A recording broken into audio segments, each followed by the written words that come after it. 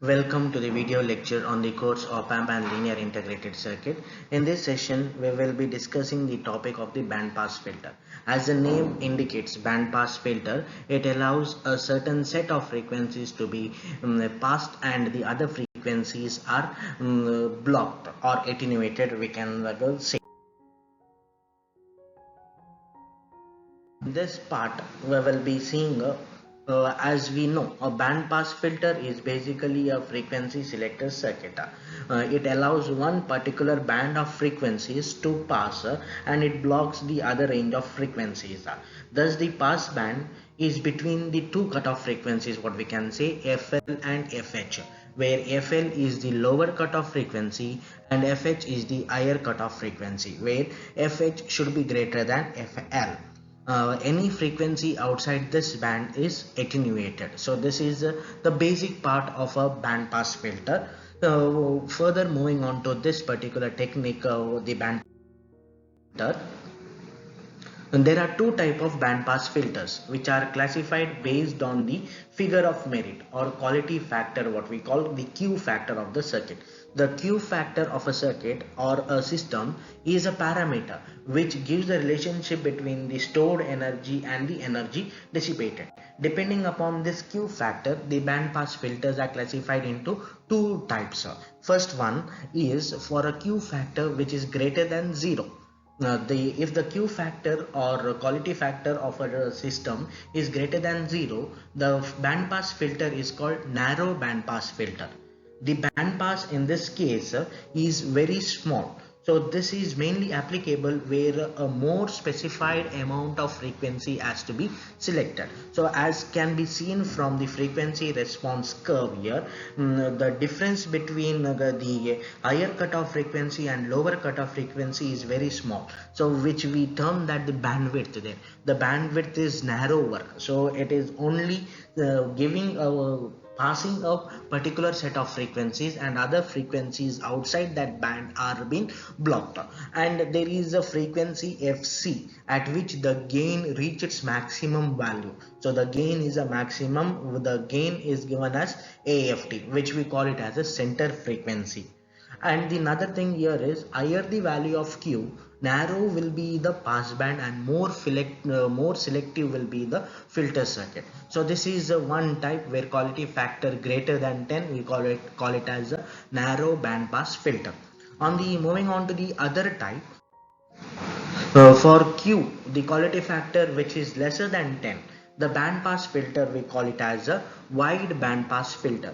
In this type, the band pass is wide and we get a large bandwidth, as can be seen from the frequency response curve. The difference between the higher cutoff and lower cutoff frequency is wide, and from that name we call it as a wide band pass filter. So in this case, the pass band which is between FL and FH is called the bandwidth, and we denote it as BW.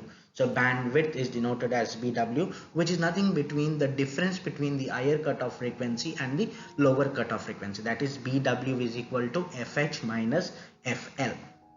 For wide band pass filter, the center frequency is FC, which is nothing but square root of FL and FH.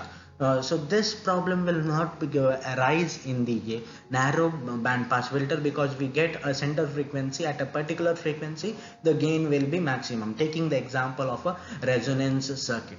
In the resonance circuit we get a center frequency, and whereas in wide band pass filter, to obtain the center frequency, FC will be equal to square root of FL into FH, and the quality factor is nothing but it is the ratio of center frequency to the bandwidth. So Q is equal to FC divided by BW, that is the bandwidth of the filter. So this is based on how the band pass filters are classified. So now we will be seeing one type of the band pass filter, that we will be concentrating on wide band pass filter in this particular session, and then in the next session we will be seeing the narrow band pass filter. So moving on to the band pass filter, So in a wide band pass filter, so this circuit can be achieved by combining the two filter circuits, that is a low pass filter circuit and a high pass filter circuit. Because in a low pass filter circuit, the signals, low frequency signals are allowed and higher frequency signals are blocked, whereas in a high pass circuit, the low frequency signals are blocked and the higher frequency signals are allowed. So when we cascade these two filters together, we get a band pass filter, so which is nothing but we will get the frequency range in between the lower cutoff frequency and higher cutoff frequency. Seeing the circuit diagram, we have taken the two circuits, one is the low pass filter and the another one is the high pass filter. So stating the term here, the circuit onto the right side is nothing but a first order low pass filter, which is having the components R dash C dash. Depending upon the values of R dash and C dash, the frequency lower, the higher cutoff frequency is desired, that is FH is obtained. And in the left side of the circuit, that is the first order high pass filter, the components R and C decide the lower cutoff frequency FL. So FL is decided by these two components. So the working remains the same, similar to our combined effect of the low pass and high pass Butterworth filters, high pass and low pass Butterworth filters. So in this case, A is taken as a A1. A1 is taken as a high pass filter, A2 is taken as a low pass filter. The voltage gain expression of the two sections are as follows. For the low pass filter, we obtain the voltage gain as V0, magnitude of V0 by Vn, which is equal to AF divided by square root of 1 plus F over FH whole square. So where FH is the higher cutoff frequency, and for the high pass section we get it as magnitude of V0 by Vn, which is equal to AF times F divided by FL divided by square root of 1 plus F by FL whole square, where FL is the lower cutoff frequency. So in this case, since these two circuits are combined, a set of frequencies between FL and FH are allowed. The frequencies beyond these ranges are attenuated. As the two circuits are connected in cascade, the overall gain of the band pass filter is the product of the two gains. We get the overall gain as product of these, since it is a cascade connection. Cascade is nothing but it is a series connection, what we say here.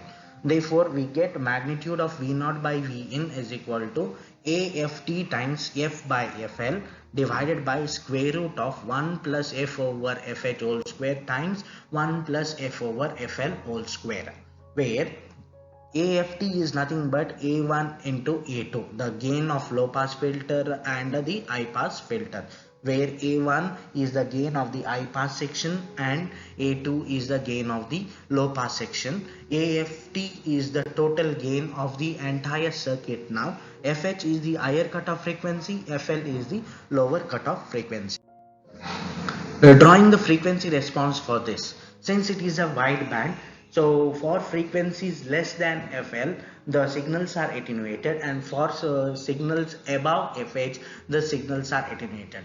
Only the signals are allowed to pass between the frequencies FL and FH. So the increasing rate is plus 20 dB per decade and the decreasing rate is at minus 20 dB per decade, since it is a first order wide band pass filter. So in this case we get this particular rates depending upon dB per decade.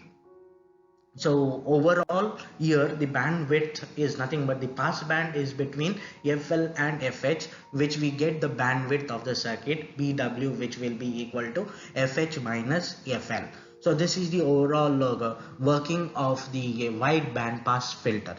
So thank you for watching this video.